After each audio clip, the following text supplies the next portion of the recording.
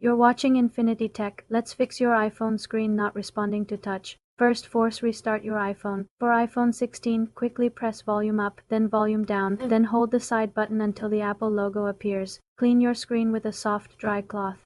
Moisture or dirt can interfere. Remove any screen protector or case that might be causing issues. Ensure your iPhone is not too hot or cold, as extreme temperatures affect touch sensitivity. Update your iOS software. Go to Settings, General, Software Update. Install any available updates. If the problem is in a specific app, close the app by swiping it away from the app switcher and restart it. Check for physical damage.